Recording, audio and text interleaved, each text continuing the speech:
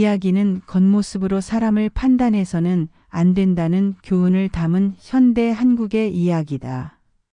47세 정만석이라는 남자가 외모 때문에 받은 모욕을 통해 진정한 인간의 가치가 무엇인지 깨닫게 되는 과정을 그린다. 뜨거운 여름, 광주의 거리는 아스팔트가 녹아내릴 듯한 찜통 더위에 휩싸여 있었다. 오후 2시 태양이 가장 맹렬하게 내리쬐는 시간이었다.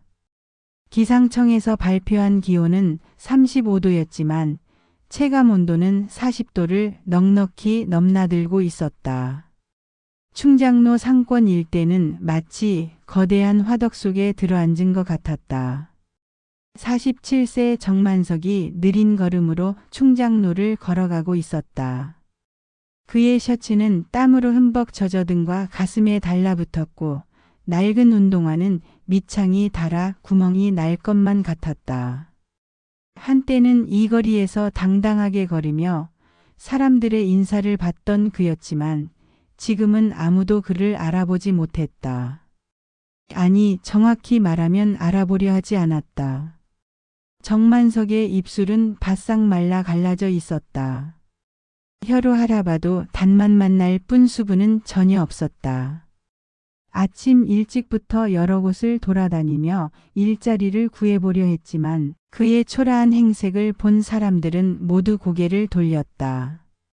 나이가 많다는 이유로, 외모가 말쑥하지 않다는 이유로 번번이 거절당했다. 목구멍 깊숙한 곳에서 올라오는 갈증은 더 이상 참을 수 없을 지경이었다. 정만석은 시원한 에어컨 바람이 새어나오는 한 은행 앞에서 잠시 발걸음을 멈췄다. 유리문 너머로 보이는 시원한 실내가 천국처럼 보였다. 잠시 망설이던 그는 용기를 내어 유리문을 밀고 들어갔다. 차가운 공기가 얼굴과 목을 감쌌지만 그보다도 물이 더 간절했다. 입안이 바짝 마른 상태에서는 에어컨 바람조차 별 도움이 되지 않았다. 그는 무엇보다 물 한 모금이 절실했다. 은행 로비는 고급스러운 대리석 바닥과 반짝이는 샹들리에로 꾸며져 있었다. 정장을 단정히 차려입은 고객들이 가죽 소파에 앉아 번호표를 들고 차례를 기다리고 있었고, 직원들은 다림질이 완벽한 유니폼을 입고 단정한 모습으로 업무를 보고 있었다. 모든 것이 품이 있고 깔끔했다. 정만석은 자신의 모습이 이 화려한 공간과 얼마나 대조적인지 뼈저리게 느꼈다. 하지만 갈증이 너무 심해 체면을 차릴 여유가 없었다. 그는 천천히 안내 데스크로 향했다. 걸어갈 때마다 운동화 밑창에서 나는 소리가 대리석 바닥에 울려 퍼져 더욱 민망했다. 안내 데스크에 앉아있던 20대 후반의 여직원이 정만석을 올려다봤다. 그녀는 잠깐 당황한 듯한 표정을 지었다. 정만석의 땀에 젖은 셔츠와 색이 바랜 바지, 더러워진 운동화를 위아래로 훑어보며 노골적으로 불쾌한 표정을 지었다. 마치 뭔가 더러운 것을 본 듯한 시선이었다. 주변에 앉아있던 고객들도 하나둘 정만석을 쳐다보기 시작했다. 수군거리는 소리가 들려왔다. 정만석의 얼굴이 뜨거워졌지만 갈증이 더 급했다. 그는 목소리를 가다듬으며 최대한 정중하게 말했다. 실례합니다. 물 한 잔만 부탁드릴 수 있을까요? 너무 목이 말라서요. 여직원은 옆에 있던 동료 직원과 시선을 주고받더니 차갑고 건조한 목소리로 대답했다. 여기는 은행입니다. 급수대나 물을 제공하는 곳이 따로 없어요. 업무가 있으시면 번호표를 뽑으시고 그렇지 않으시면 나가주세요.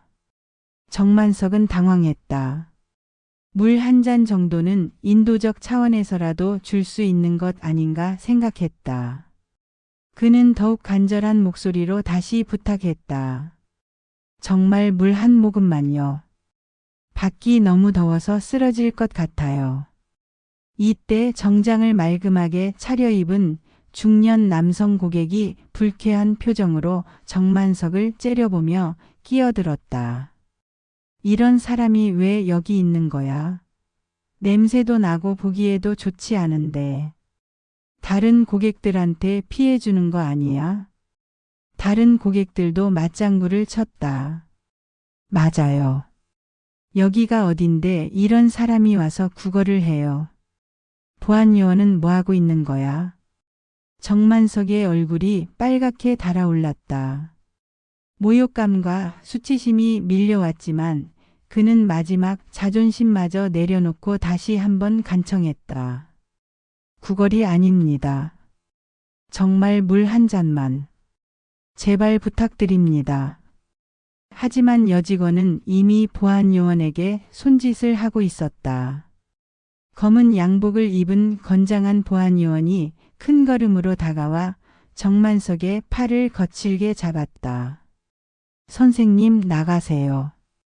여기서 구걸하시면 안 됩니다. 다른 고객들한테 피해가 됩니다. 정만석은 어이없다는 표정을 지으며 항변했다. 구걸이 아닙니다. 그냥 물 한 잔만 달라고 했는데. 그래도 안 됩니다. 나가세요. 보안요원은 정만석의 말을 끝까지 듣지도 않고 그를 은행 밖으로 밀어냈다.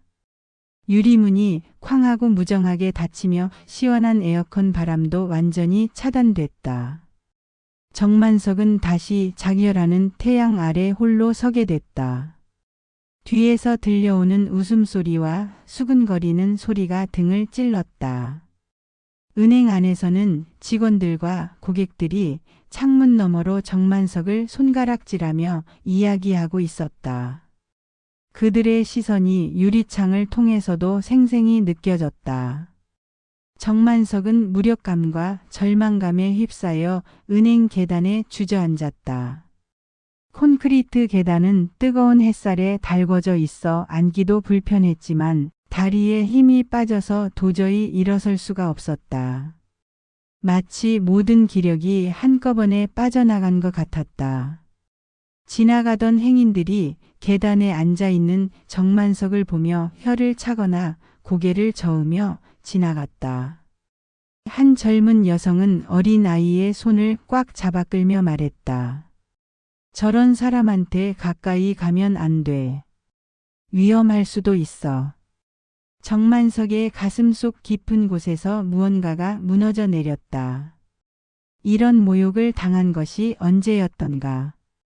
언제부터 사람들이 자신을 이렇게 대하기 시작했을까. 아내 유영정이 세상을 떠난 후 모든 것이 달라졌다. 사업에 대한 의욕도 인간관계도 심지어 자기 자신에 대한 관심도 모두 사라져버렸다. 뜨거운 아스팔트에서 올라오는 열기가 얼굴을 더욱 달궜다. 정만석은 축축한 셔츠 소매로 이마와 목에 땀을 닦으며 힘겹게 일어섰다. 더 이상 이곳에 있을 수는 없었다. 집으로 돌아가야 했다. 집까지 가는 길은 멀고도 험했다. 평소 같으면 택시나 버스를 탔겠지만 지금은 그런 여유조차 없었다. 몇백 원의 버스비도 아까운 상황이었다. 그는 걸어서 집까지 가야 했다. 중간중간 건물 그늘을 찾아 잠시씩 쉬어가며 간신히 버텨나갔다. 30분이 넘는 긴 여정 끝에 정만석은 자신이 살고 있는 작은 다세대 주택에 도착했다. 반지하에 있는 자그마한 원룸이었다. 한때는 광주 시내 중심가에 있는 고급 아파트에 살았지만 아내가 세상을 떠난 후 모든 것에 무관심해지며 이곳으로 이사를 왔다. 현관문을 열고 들어서자 후텁지근하고 눅눅한 공기가 얼굴을 맞았다. 에어컨은 몇 개월 전에 고장이 났는데 수리비가 부담스러워 그대로 두었고 선풍기는 돌아가긴 하지만 소음이 워낙 심해 거의 사용하지 않았다. 반지하라는 특성상 습기도 많고 환기도 제대로 되지 않아 여름철에는 숨이 막힐 지경이었다. 정만석은 서둘러 냉장고로 향했다. 낡은 냉장고에서 미지근한 물을 꺼내 단숨에 마셨다. 시원하지는 않았지만 그래도 타는 듯한 갈증이 조금은 해소됐다. 두 번째, 세 번째 컵을 연이어 마시고 나서야 비로소 숨을 제대로 쉴 수 있었다. 거실 겸 침실로 사용하고 있는 좁은 공간 한쪽 벽에는 아내의 영정사진이 걸려 있었다. 하얀 원피스를 입고 환하게 웃고 있는 유영정의 모습이었다. 사진 속 그녀는 여전히 40대 초반의 아름다운 모습 그대로였다. 그 미소를 보고 있으니 가슴 한편이 저려왔다. 정만석은 낡은 소파에 털썩 주저앉았다. 오늘 당한 굴욕이 머릿속을 맴돌았다. 스프링이 튀어나온 소파에 앉아 아내의 사진을 바라보며 중얼거렸다. 여보, 내가 지금 이렇게 무시당하며 살고 있어. 당신이 살아있었다면 이런 일은 없었을 텐데. 아니야, 애초에 내가 이런 모습으로 살지도 않았겠지. 아내가 살아있을 때는 달랐다. 그때의 정만석은 자신감 넘치는 사업가였다. 광주 시내에서 제법 이름이 알려진 사업가로서 여러 사람들의 존경을 받았다. 하지만 아내가 갑작스런 병으로 세상을 떠난 후 모든 것이 무너져 내렸다. 사업에 대한 열정도 사람들과의 관계도 심지어 자기 자신을 돌보는 일조차 모두 의미를 잃었다. 며칠씩 집에서 나오지 않는 일이 반복되면서 외모 관리는 물론 기본적인 생활 관리도 소홀해졌다. 그러다 보니 사람들이 그를 바라보는 시선도 점점 달라졌다. 정만석은 고개를 들어 천장을 바라봤다. 곰팡이가 피어있는 천장에서 가끔 물방울이 떨어졌다. 이런 곳에서 살고 있는 자신의 처지가 한심스럽기도 했지만 동시에 뭔가 중요한 것을 놓치고 있다는 느낌이 들었다. 문득 뇌리를 스치는 기억이 있었다. 뭔가 중요한 것을 잊고 있다는 느낌. 하지만 그것이 무엇인지 선뜻 떠오르지 않았다. 정만석은 서둘러 일어나 방 안을 둘러보기 시작했다. 구석진 곳에 놓인 오래된 서랍장을 열었다. 먼지가 쌓인 각종 서류들이 무질서하게 들어 있었다. 그는 하나씩 꺼내보기 시작했다. 오래된 공과금 고지서, 의료비 영수증, 그리고 통장 몇 개가 나왔다. 그리고 부동산 등기부등본 여러 장. 마지막에는 변호사 명함이 나왔다. 정만석의 손이 떨리기 시작했다. 그때서야 모든 기억이 선명하게 되살아났다. 자신이 여전히 광주 도심 한복판에 있는 상가 건물 3채의 소유주라는 사실. 그리고 여러 은행에 분산해서 예치해둔 예금이 총 130억 원에 이른다는 것. 아내가 세상을 떠난 직후 모든 것이 무의미해져서 적극적인 사업 활동은 중단했지만 기존에 보유하고 있던 부동산과 예금은 그대로 유지하고 있었다. 단지 그 모든 것들이 자신에게 아무런 의미가 없게 느껴져서 잊고 지냈을 뿐이었다. 통장을 하나씩 펼쳐보니 엄청난 숫자들이 적혀 있었다. 한 은행에만 40억, 다른 은행에 30억, 또 다른 곳에 60억. 부동산 임대 수익도 꾸준히 들어오고 있었다. 그런데 자신은 이 모든 것을 잊고 마치 가난한 사람처럼 살고 있었던 것이다. 정만석의 손이 더욱 세게 떨렸다. 오늘 은행에서 당한 모욕이 새삼억이라고 분하게 느껴졌다. 그들이 만약 자신의 정체를 알았다면 과연 애쓰 그런 식으로 대했을까? 물 한 잔도 주지 않으며 구걸한다고 쫓아냈을까? 분노가 치밀어 올랐다. 겉모습만 보고 사람을 그렇게 함부로 판단하고 모독한 그들에게 자신이 누구인지 똑똑히 보여주고 싶었다. 그들이 얼마나 큰 실수를 했는지 깨닫게 해주고 싶었다.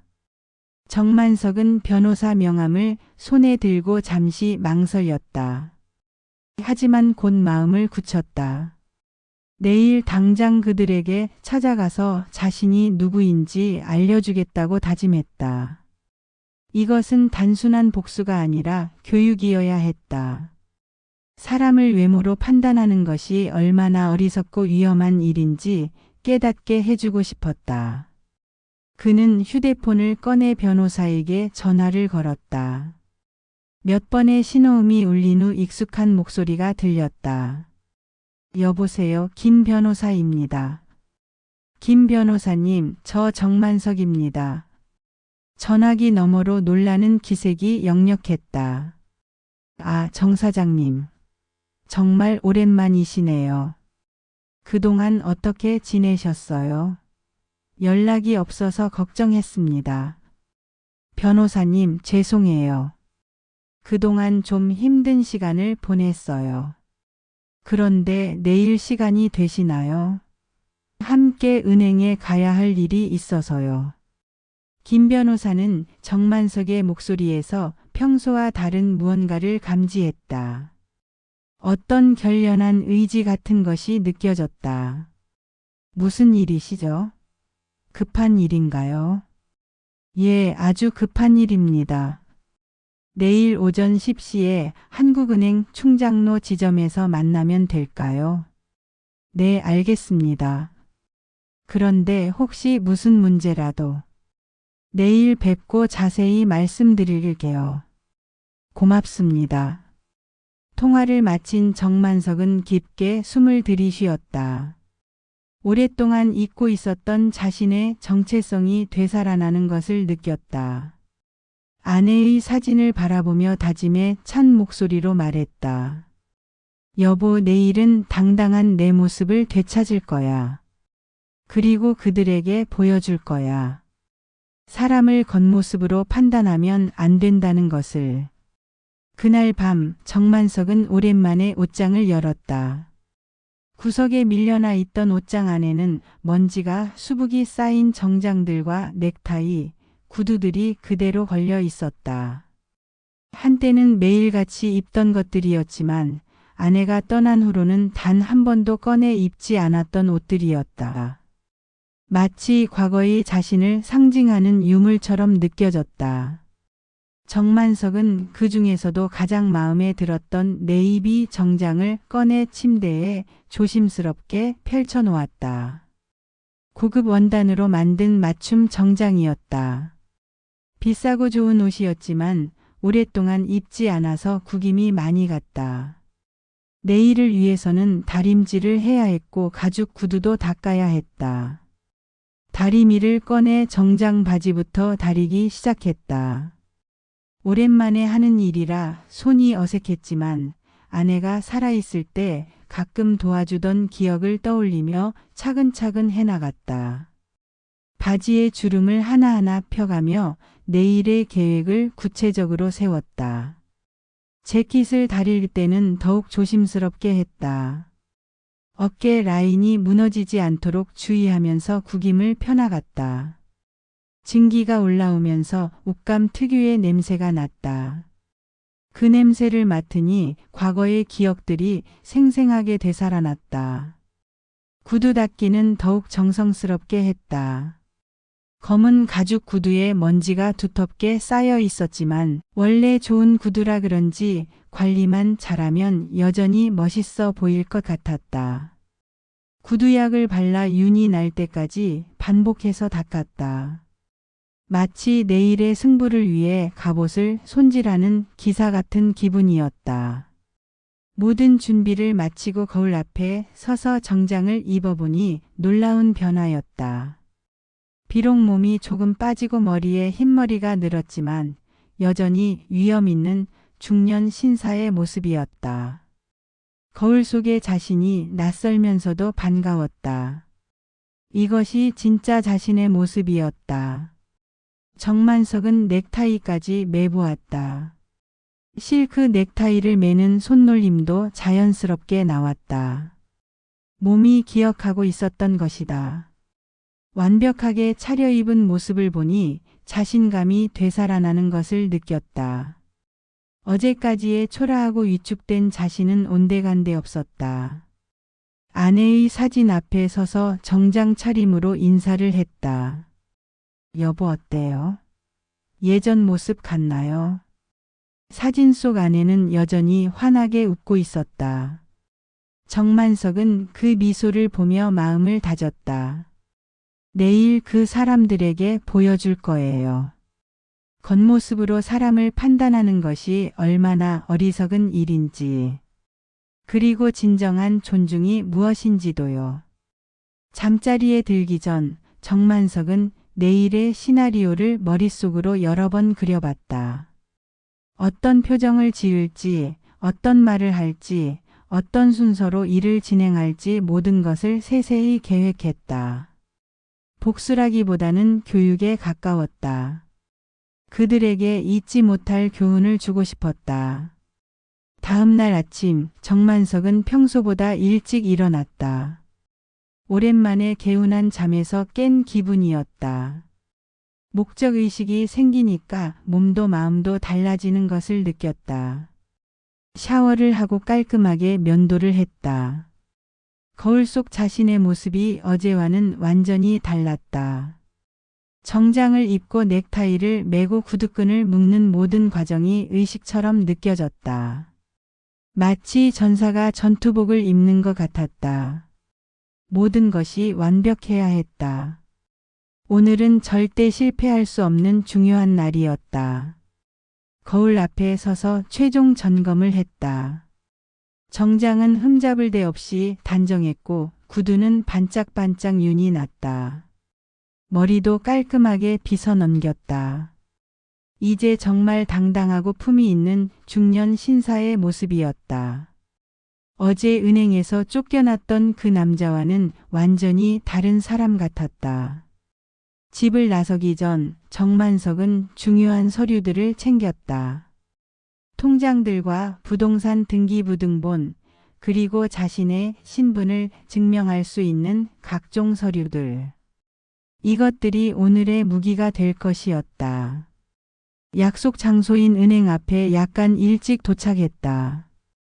김 변호사가 서류 가방을 들고 기다리고 있었다. 정만석을 본 김 변호사는 깜짝 놀란 표정을 지었다. 정말 오랜만에 보는 정만석의 본래 모습이었다. 사장님, 오랜만에 뵀는데 정말 멋지시네요. 역시 옷이 날개라고 하더니 완전히 다른 분 같으세요. 고맙습니다, 변호사님. 오늘 중요한 일이니까 단정하게 차려입었어요. 김 변호사는 정만석의 결연한 표정을 보며 대략적으로 상황을 짐작했다. 분명히 무슨 일이 있었을 것이고 그것을 해결하기 위해 자신을 부른 것 같았다. 그런데 사장님, 오늘 정확히 어떤 일을 하시려는 건가요? 정만석은 어제 있었던 일을 간략하게 설명했다. 물 한 잔을 요청했다가 구걸한다며 쫓겨난 일, 그리고 자신이 이 은행의 고액 예금자라는 사실을 그들이 모르고 있다는 것까지. 김 변호사는 이야기를 들으며 고개를 저었다. 정말 어이없는 일이네요. 사장님을 그렇게 대했다니. 그들이 얼마나 후회하게 될지 뻔히 보이는군요.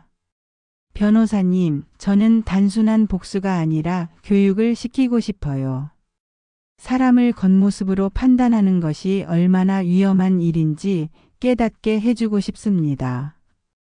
잘 생각하신 것 같습니다. 그럼 들어가 볼까요? 두 사람은 어깨를 펴고 당당한 걸음으로 은행 안으로 들어갔다. 어제와 같은 로비, 같은 직원들이 있었다. 하지만 정만석을 바라보는 시선은 완전히 달랐다. 깔끔한 정장 차림의 그를 보며 직원들은 자연스럽게 공손한 자세를 취했다. 첫인상이 얼마나 중요한지를 보여주는 대목이었다.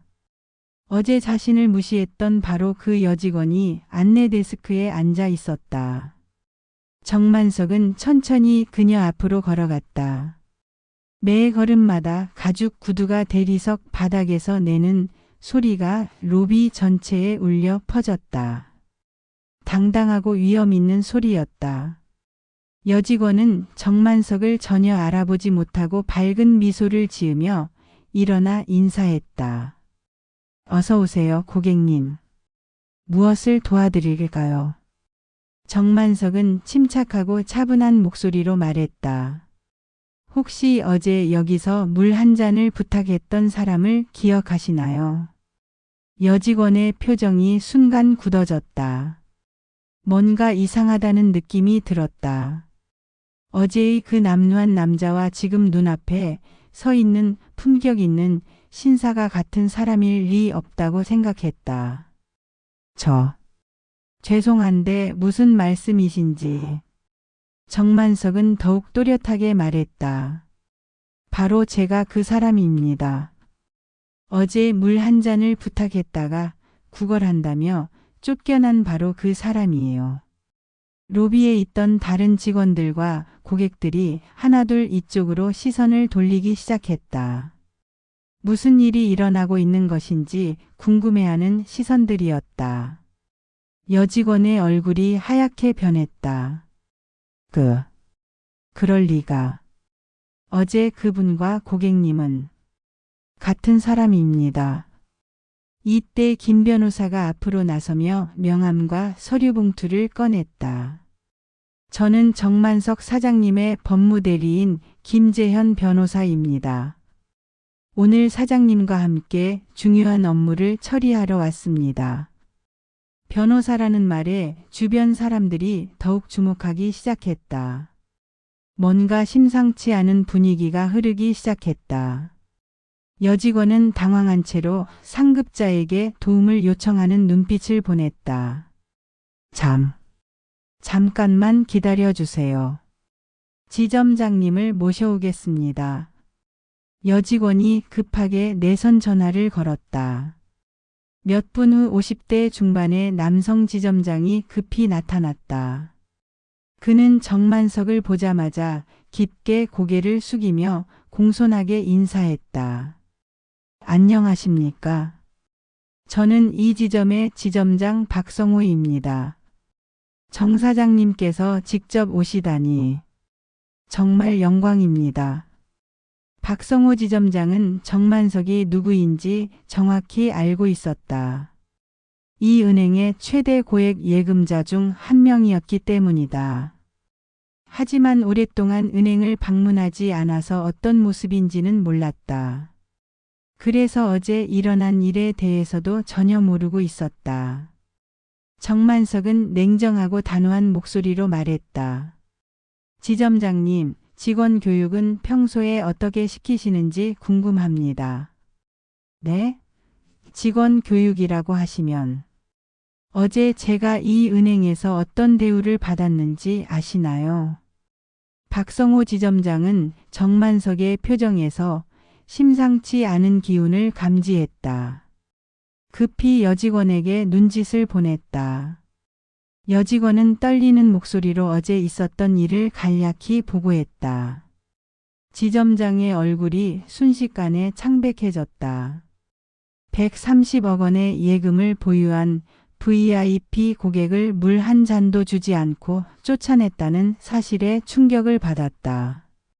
이것은 단순한 실수가 아니라 은행의 생존과 직결되는 심각한 문제였다. 사장님, 정말 죄송합니다. 제가 직원 교육을 제대로 못한 탓입니다. 무릎을 꿇고라도 사과드리겠습니다. 지점장은 실제로 정만석 앞에 무릎을 꿇으려 했다. 하지만 정만석이 손을 들어 제지했다. 지점장님, 사과로 해결될 문제가 아닙니다. 그럼 저는 오늘 이 은행에 있는 제 모든 계좌를 해지하러 왔습니다. 로비 전체가 조용해졌다. 130억 원이라는 거액이 빠져나간다는 것은 이 지점에게 치명적인 타격이었다. 다른 고객들도 무슨 일인지 궁금해하며 지켜보고 있었다. 박성호 지점장은 식은땀을 흘리며 간절히 부탁했다. 사장님, 제발 다시 한 번만 기회를 주세요. 이런 일이 다시는 일어나지 않도록 하겠습니다. 해당 직원은 즉시 징계 조치하겠고, 정만석은 고개를 단호히 저었다. 이미 결심한 일입니다. 변호사님도 오시라고 한 이유가 바로 이것입니다. 김 변호사가 서류를 꺼내며 말했다. 지점장님, 절차를 시작하겠습니다. 사장님의 모든 계좌 해지와 예금 인출을 원합니다. 박성호 지점장은 절망적인 표정을 지었다. 하지만 고객의 의사를 막을 수는 없었다. 마지못해 VIP실로 안내했다. 사장님, 그래도 VIP실에서 편안하게 업무를 보시죠. VIP실에서 계좌 해지 절차가 시작됐다. 130억 원이라는 거금이 이체되는 과정을 지켜보는 은행. 직원들의 표정은 말로 표현할 수 없을 만큼 충격적이었다. 어제 물 한 잔도 주지 않았던 그 사람이 이렇게 큰 고객이었다는 사실이 믿어지지 않았다. 정만석은 차분하게 모든 절차를 진행했다. 통장을 하나씩 정리하고 인감을 찍고 서류에 서명하는 모든 과정을 침착하게 해나갔다. 복수의 쾌감보다는 씁쓸한 마음이 더 컸다. 마지막 계좌까지 해지를 마친 정만석은 자리에서 일어났다. 지점장님, 모든 절차가 끝났습니다. 사장님. 박성호 지점장은 마지막까지 붙잡으려 했지만 정만석의 마음은 이미 굳어 있었다. 계좌 해지를 완전히 마친 정만석은 김 변호사와 함께 VIP실에서 나왔다. 로비를 가로질러 나가는 동안 모든 직원들의 시선이 그를 따라왔다. 어제 자신을 무시했던 사람들이 지켜보는 가운데 정만석은 당당하게 걸었다. 유리문을 나서며 정만석은 뒤를 돌아보지 않았다.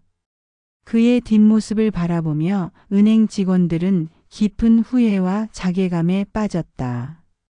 특히 어제 그를 쫓아낸 여직원은 눈물을 글썽이고 있었다. 은행 밖에서 김 변호사가 말했다. 사장님, 속이 시원하시죠? 정만석은 복잡한 표정으로 고개를 저었다. 시원하기보다는 안타까워요. 이런 일이 꼭 있어야 했나 싶어서요. 하지만 분명한 교훈은 남겼을 거예요.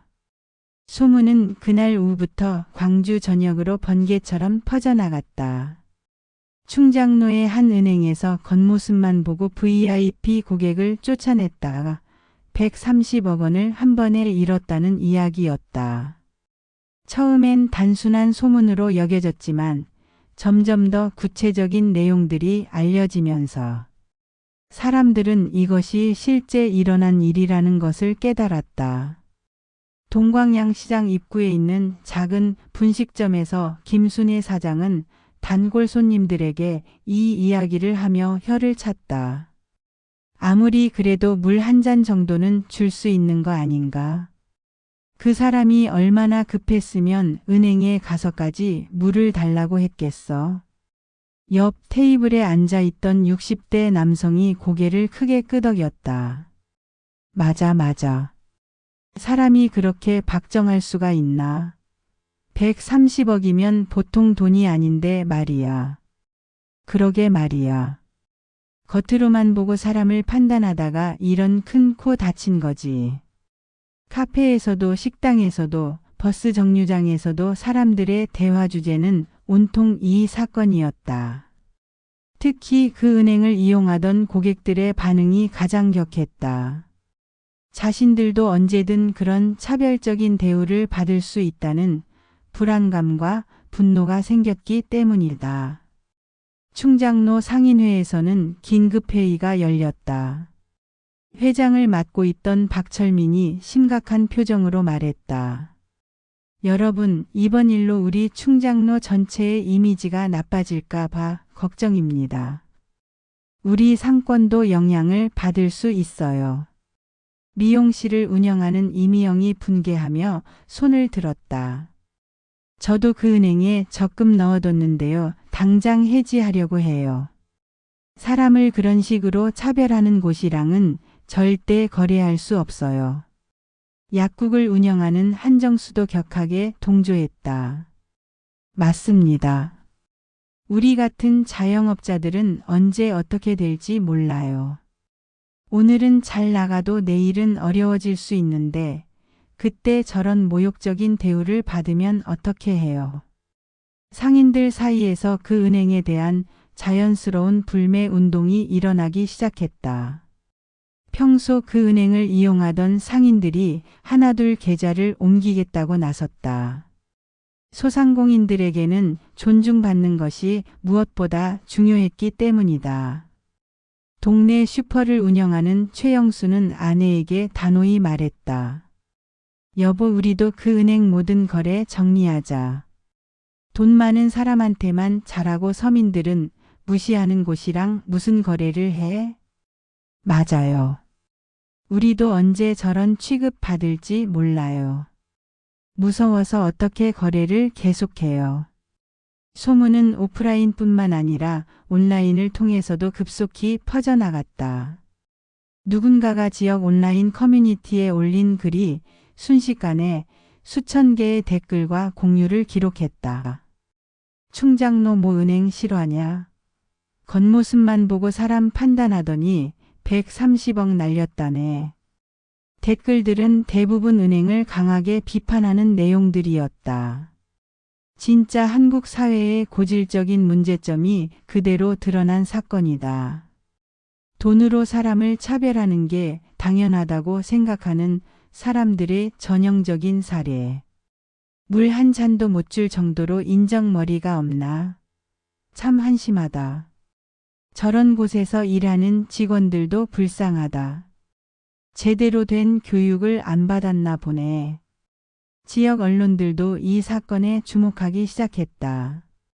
KBC 광주방송에서는 저녁 메인 뉴스 시간에 이 소식을 상세히 전했다. 최근 광주의 한 은행에서 일어난 외모 차별 논란이 지역 사회 전체에 큰 파장을 일으키고 있습니다. 초라한 차림의 고객이 물을 요청했다가 구걸한다며 쫓겨난 후 알고 보니 해당 은행에 수백억 원의 예금을 보유한 VIP 고객이었다는 사실이 뒤늦게 밝혀져 충격을 주고 있습니다. 리포터는 계속해서 전했다. 이 고객은 결국 모든 예금을 인출했으며 이로 인해 해당 은행은 큰 손실을 입게 됐습니다. 시민들은 이번 사건을 통해 외모나 경제적 지위로 사람을 차별하는 우리 사회의 문제점을 다시 한번 돌아보게 됐다고 말하고 있습니다. 광주일보에서는 일면 사설을 통해 이 문제를 심도 있게 다뤘다. 이번 사건은 우리 사회에 깊이 뿌리박혀 있는 외모, 지상주의와 경제적 차별의식을 적나라하게 보여주는 대표적인 사례다. 사람의 가치를 겉모습과 경제력으로만 판단하는 천박한 풍조가 얼마나 위험하고 잘못된 것인지를 깨닫게 해주는 뼈아픈 교훈이 되어야 할 것이다. 사설은 더욱 날카롭게 지적했다. 특히 금융기관과 같은 공적 성격이 강한 곳에서 이런 일이 발생했다는 것은 더욱 심각한 문제다. 모든 고객을 평등하게 대해야 할 의무가 있는 곳에서 차별이 일어났다면 이는 단순한 실수가 아니라 시스템의 문제로 봐야 한다. 은행 측에서는 사태의 심각성을 깨닫고 서둘러 대응에 나섰다. 박성호 지점장은 긴급 기자회견을 열었다. 이번 일로 정만석 사장님을 비롯한 모든 고객 여러분께 깊은 상처를 드린 점 진심으로 사과드립니다. 그는 고개를 깊이 숙이며 계속했다. 앞으로 모든 직원들에 대한 고객 서비스 교육을 전면적으로 재검토하고 강화하겠습니다. 그리고 이런 일이 다시는 재발하지 않도록 시스템적인 개선책을 마련하겠습니다. 하지만 이미 실추된 은행의 이미지를 회복하기는 쉽지 않아 보였다. 고객들의 항의 전화가 하루 종일 빗발쳤고 계좌 해지를 요구하며 찾아오는 사람들의 발길이 끊이지 않았다. 특히 충장로 상인들의 집단 이탈은 은행에게 치명적인 타격이었다. 한편 다른 은행들은 이 상황을 절호의 기회라고 판단하고 발 빠르게 움직이기 시작했다. 정만석 같은 고액 고객을 유치하는 것은 모든 금융기관의 꿈이었기 때문이다. 시중은행뿐만 아니라 지역의 작은 은행들까지도 정만석에게 연락을 취하기 시작했다. 농협 지점장 김태호는 정만석이 계좌를 해지한다는 소식을 듣자마자 직접 그의 집을 찾아왔다. 정중한 자세로 명함을 건네며 말했다. 정 사장님, 저는 농협 충장로지점 지점장 김태호입니다. 이런 일로 찾아뵙게 되어 송구스럽지만 저희 농협과 거래를 고려해 보시지 않으실까요? 신한은행 부지점장도 정중한 목소리로 전화를 걸어왔다. 사장님, 저희는 정말로 모든 고객을 가족처럼 모십니다. 한번 저희 은행에 오셔서 상담받아 보시지 않으실까요? 최고의 서비스를 제공해 드리겠습니다. 우리 은행에서는 더욱 적극적으로 나섰다. VIP 고객 전담팀장이 직접 찾아와서 화려한 제안서를 펼쳐놓으며 설명했다. 사장님, 저희 은행의 프라이빗 뱅킹 서비스를 소개해드리고 싶습니다. 전용 창구는 물론이고 개인 맞춤형 자산 관리까지 모든 것을 책임져 드리겠습니다. 하루에도 몇 통씩 전화가 걸려왔다. 각 은행의 임직원들이 경쟁적으로 정만석을 모시려고 했다. 어떤 곳에서는 파격적인 금리 혜택을 제안하기도 했고 어떤 곳에서는 각종 부가 서비스를 약속하기도 했다. 하지만 정만석은 신중했다. 며칠 동안 여러 은행의 제안을 들어보면서 깊이 생각했다.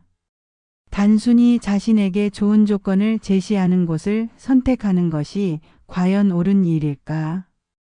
돈이 많다고 해서 특별 대우를 받는 것이 진정한 해답일까? 정만석은 진정으로 모든 고객을 존중하는 곳을 찾고 싶었다. 자신에게만 잘해주는 곳이 아니라 평범한 사람들에게도 인간적으로 대하는 곳이 진짜 좋은 은행이라고 생각했다. 그래야만 이번 일을 통해 얻은 교훈이 의미가 있을 것 같았다. 일주일 동안 정만석은 광주 시내의 여러 은행들을 직접 둘러보기로 했다. 하지만 이번에는 자신의 정체를 밝히지 않은 채로 일반 고객의 입장에서 관찰해 보기로 했다. 정장 대신 평상복을 입고 큰 금액이 아닌 작은 업무를 보러 가는 척했다. 첫 번째로 방문한 곳은 시내 중심가에 있는 대형 시중은행이었다. 로비는 화려했지만 직원들의 태도에서 차별이 느껴졌다. 정만석이 일반적인 예금 상담을 요청하자 친절하긴 했지만 형식적이었고 다른 고객들을 대하는 모습에서 차이가 역력했다. 두 번째로 방문한 곳도 비슷했다. 자신에게는 나름대로 정중하게 대해주지만 나이 많은 어르신이나 외국인 고객들에게는 불친절한 모습을 보이는 것이 눈에 띄었다. 정만석은 점점 실망스러워졌다. 결국 이런 곳들은 돈에 많고 적음으로 사람을 차별하는 곳들이었다. 자신이 당했던 모욕과 본질적으로 다르지 않았다. 세 번째, 네 번째로 방문한 은행들도 마찬가지였다. 모두 자신만의 장점을 내세우며 유치하려 했지만 정만석이 원하는 진정성은 찾을 수 없었다. 마지막으로 방문한 곳은 시내 외곽에 있는 작은 향토은행인 무등산 상호저축은행이었다. 규모는 다른 은행들에 비해 훨씬 작았고 로비도 화려하지 않았다. 하지만 분위기가 확연히 달랐다. 안내 데스크에 앉아있던 젊은 남직원이 정만석을 보고 자연스럽게 일어나 인사했다. 어서 오세요. 무엇을 도와드릴까요? 정만석은 일부러 자신의 정체를 밝히지 않고 간단한 예금 상품 상담을 요청했다. 직원은 정만석의 소박한 차림에도 불구하고 정중하고 친절하게 대했다. 상담을 진행하면서 정만석은 이 은행의 분위기가 다르다는 것을 느꼈다. 다른 고객들에게도 차별 없이 친절하게 대하는 모습이 인상적이었다. 한 할머니가 들어와서 복잡한 업무를 요청했다.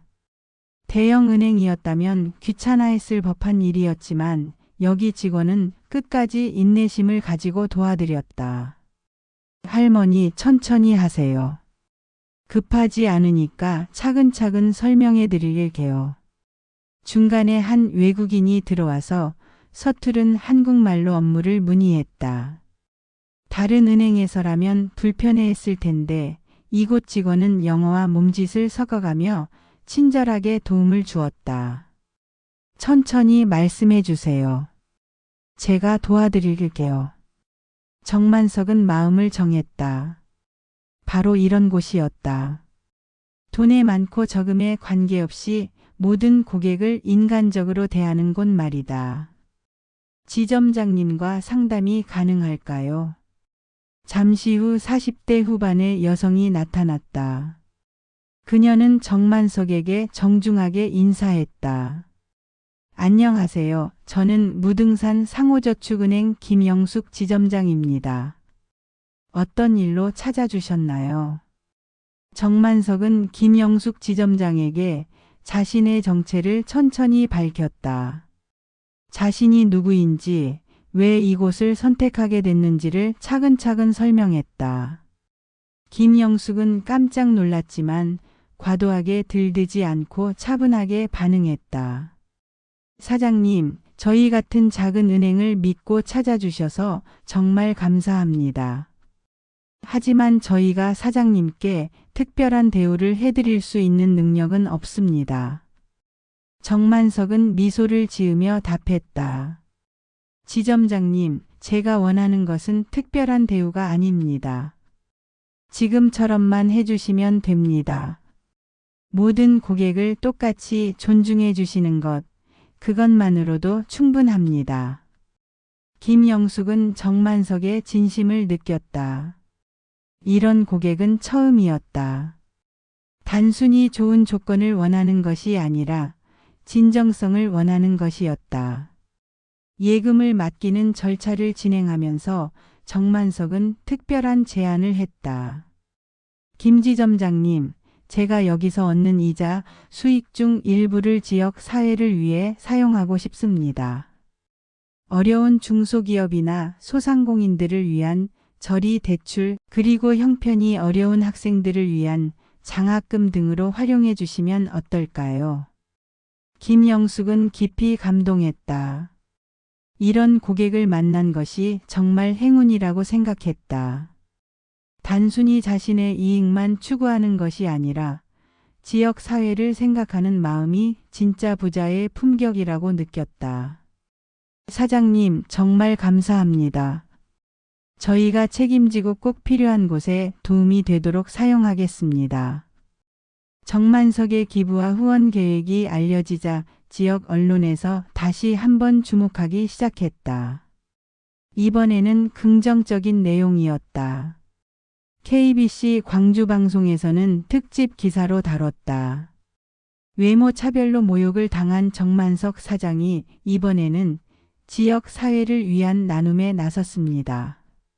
자신의 이익을 지역 발전을 위해 사용하겠다는 그의 결정은 진정한 부자의 품격이 무엇인지 보여주는 사례로 주목받고 있습니다. 광주일보에서도 후속 기사를 통해 정만석의 선택을 조명했다. 한때 모욕을 당했던 그가 복수 대신 용서와 나눔을 선택했다는 것은 우리 모두에게 큰 교훈을 주고 있다. 진정한 승리는 상대방을 굴복시키는 것이 아니라 더 나은 세상을 만드는 것임을 보여주는 사례다. 정만석의 후원으로 가장 먼저 혜택을 받은 것은 충장로에서 작은 떡볶이 가게를 운영하던 박미선 씨였다.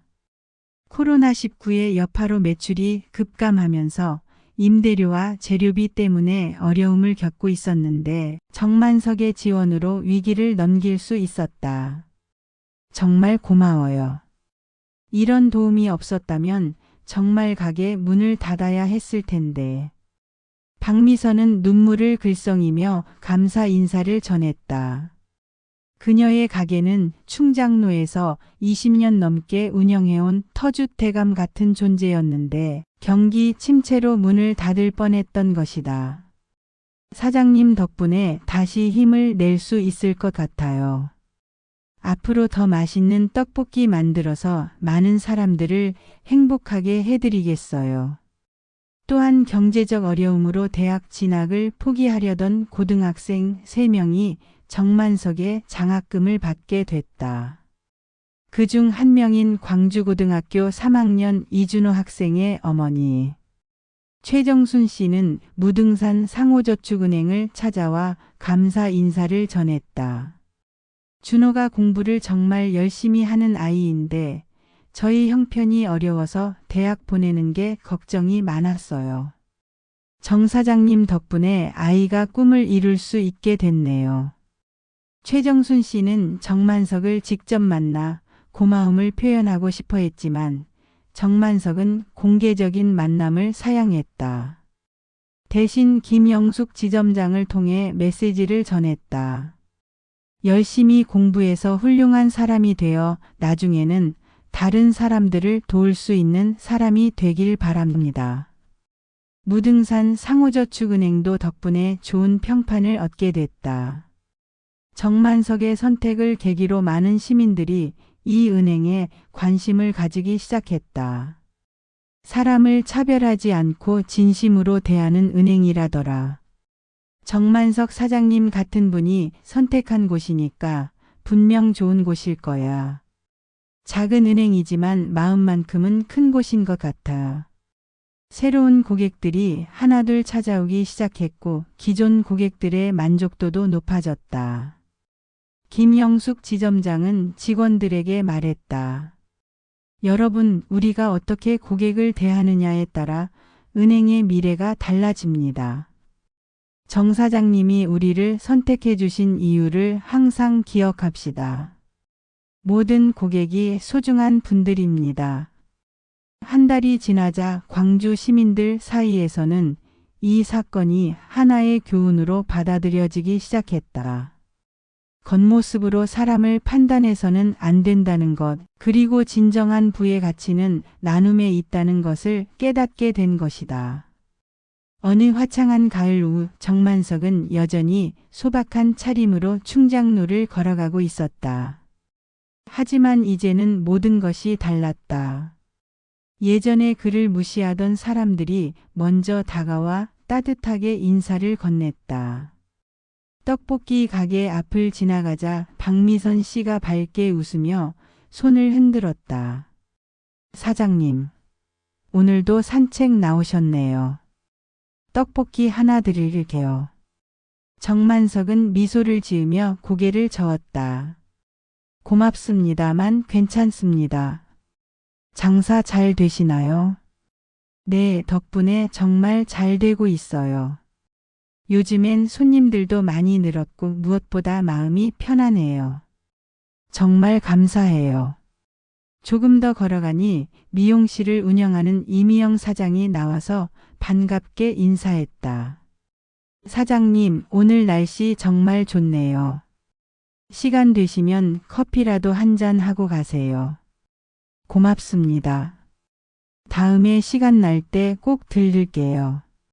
약국 앞에서는 한정수 사장이 나와서 정중하게 인사했다. 사장님, 안녕하세요. 덕분에 저희도 무등산 상호저축은행으로 거래처를 바꿨는데 정말 좋더라고요. 직원들이 너무 친절해요. 길을 걸을 때마다 만나는 상인들과 시민들이 모두 따뜻하게 대했다. 정만석은 마음이 뿌듯했다. 이제야 진정한 존중이 무엇인지 알 것 같았다. 돈이 있어서 받는 대우가 아니라 서로를 인간으로서 존중하는 마음에서 나오는 따뜻함이었다. 무등산 상호저축은행 앞을 지나가던 정만석은 김영숙 지점장과 마주쳤다. 사장님, 안녕하세요. 오늘 정말 좋은 소식이 있어요. 무슨 소식인데요? 사장님께서 후원해 주신 장학금을 받은 이준호 학생이 서울대학교에 수석으로 합격했대요. 그리고 다른 두 학생도 모두 원하는 대학에 합격했어요. 정만석의 얼굴에 환한 웃음이 번졌다. 정말요? 그 학생들이 열심히 공부한 결과겠죠. 정말 기쁘네요. 그리고 또 하나 좋은 소식이 있어요. 사장님께서 지원해 주신 자금으로 어려움을 겪던 중소기업 5곳이 모두 경영을 정상화했어요. 그리고 저희 은행에도 새로운 고객들이 정말 많이 늘었답니다. 다들 열심히 하신 결과예요. 저는 아무것도 한 게 없어요. 김영숙은 고개를 저었다.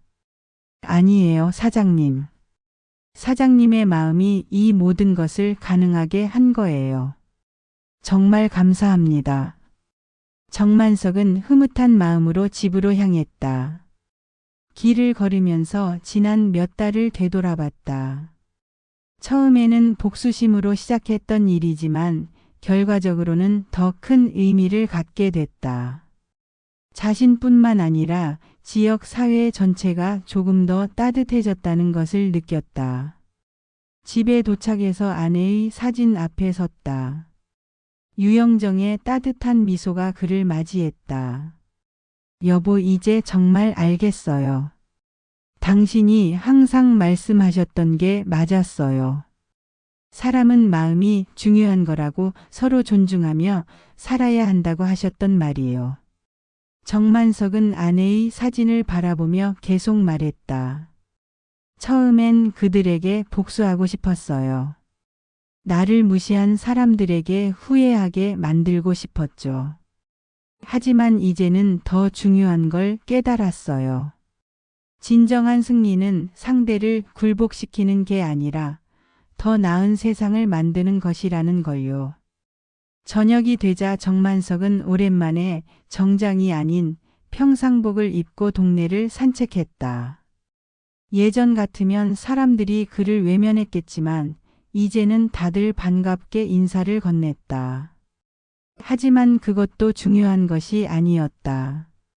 중요한 것은 사람들이 서로를 더 이해하고 존중하게 됐다는 것이었다.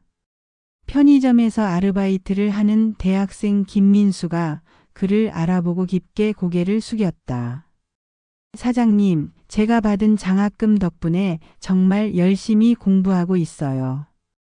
졸업하면 꼭 다른 후배들도 도울 수 있는 사람이 되겠어요. 감사합니다. 그런 마음가짐이면 분명히 훌륭한 사람이 될 거예요. 열심히 하세요. 집으로 돌아오는 길에 정만석은 깊이 생각했다. 진정한 부자는 단순히 돈이 많은 사람이 아니라 그 돈을 올바르게 사용할 줄 아는 사람이라는 것. 그리고 사람의 가치는 겉모습이나 재산이 아니라 마음과 행동에 있다는 것. 하늘에는 별들이 반짝이고 있었다.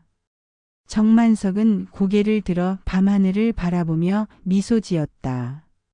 이제야 진짜 행복이 무엇인지 알 것 같았다. 혼자만의 부유함이 아니라 함께 나누는 기쁨 속에서 찾는 행복 말이다. 몇 주 후 그 유명한 은행에서는 대대적인 개혁이 일어났다. 모든 직원들이 고객 서비스 교육을 다시 받았고 차별 없는 서비스를 위한 새로운 매뉴얼이 만들어졌다. 박성호 지점장은 직원들에게 말했다. 우리가 정만석 사장님께 저지른 실수를 반복해서는 안 됩니다. 모든 고객은 소중한 분들이고 우리는 그분들을 진심으로 존중해야 합니다. 하지만 이미 떠난 고객들을 되돌리기는 쉽지 않았다. 신뢰를 잃는 것은 순간이지만 되찾는 것은 오랜 시간이 걸리는 법이었다. 반면 무등산 상호저축은행은 나날이 발전했다. 정만석의 선택을 계기로 많은 사람들이 관심을 갖게 됐고 진정성 있는 서비스로 고객들의 신뢰를 얻었다. 김영숙 지점장은 감사한 마음으로 메일을 보내고 있었다. 겨울이 깊어가던 어느 날 정만석은 아내의 기일을 맞아 성당을 찾았다. 조용한 기도 시간을 갖고 나서 나오는 길에 한 젊은 여성이 다가와 말했다. 혹시 정만석 사장님 맞으시죠? 정만석은 고개를 끄덕였다. 저는 KBC 방송국 기자인데요. 인터뷰 좀 부탁드려도 될까요? 사장님의 이야기가 많은 사람들에게 감동을 주고 있어서요.